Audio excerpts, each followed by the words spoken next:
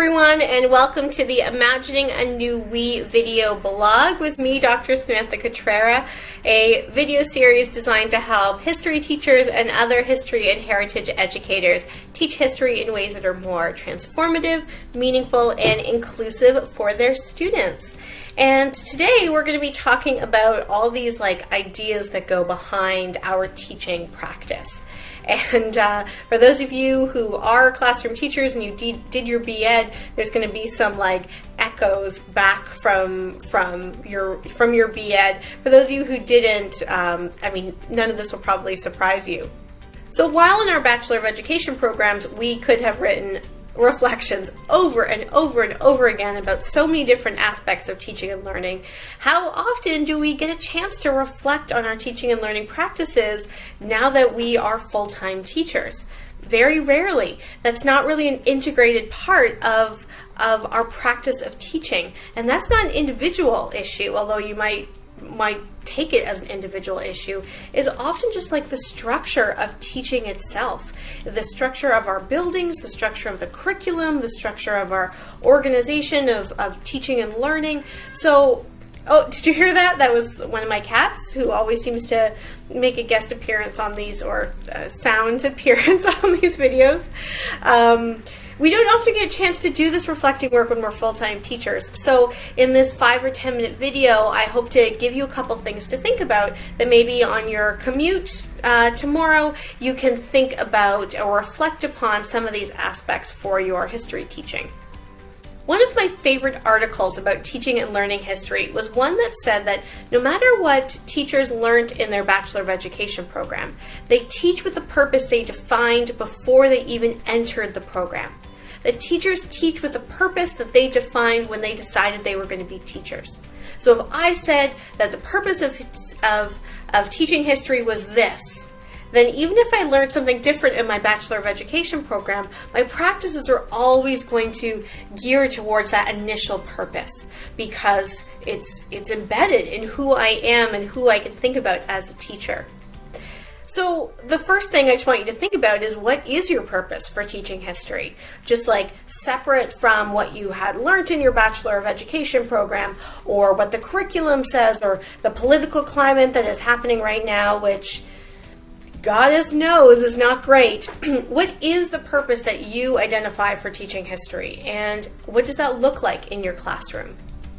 So the other thing I ask you to think about is, when you think about the ideal student, who do you imagine? What do you imagine?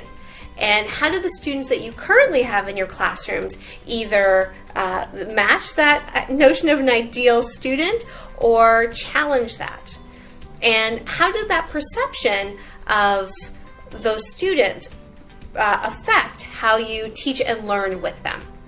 When I talk about imagining a new we, one of the things I want us to think about is it's so easy for us to separate this notion of us versus them when we get into a classroom full of students. It's so easy to be those are students, I'm a teacher. Those are young people that don't know anything, and I am the adult that knows everything. Or even something like, I am the Canadian, and these students who are immigrant or first-generation Canadians are not as Canadian as me, and therefore I have to teach them what it's like to be a Canadian. Or even just this is who I am as a teacher, and these students those students don't reflect who I am as a teacher, and so therefore there's a complete separation. I call this enactment of curricular roles. We get into these roles where it becomes a curriculum, whereas as a teacher, I'm going to perform in these particular ways, and I expect students to perform in these other ways.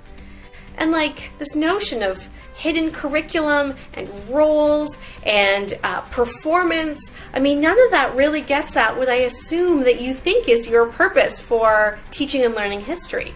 But we can often create these separations that mean that our classroom is become about us and them more than it is about a particular we. So that's the second prompt that I encourage you to reflect upon. The third prompt that I encourage you to reflect upon is something that might be a little bit fun. I know I found it fun when I did it. There was a meme going around a few years ago that was who are you in 3 fictional characters? And this was mine.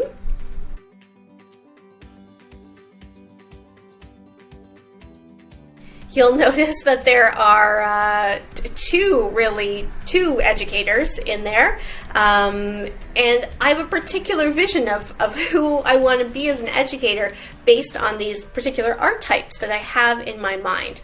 And so this is kind of a fun one, but who are you as a teacher according to 3 fictional or non-fictional characters, and how does that influence who and what you can be in the classroom?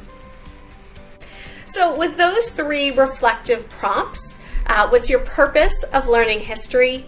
Who do you imagine your students to be when learning history? And who are the people that you envision when you envision the ideal history teacher? And how do those 3 things come together to influence how you teach and learn history education in your classroom? Those are really easy prompts, but often what they can do is help you tell your own story about teaching and learning, to be able to find ways in there that that you might be able to challenge what you're currently doing with something that you might aspire to be able to do or be even more.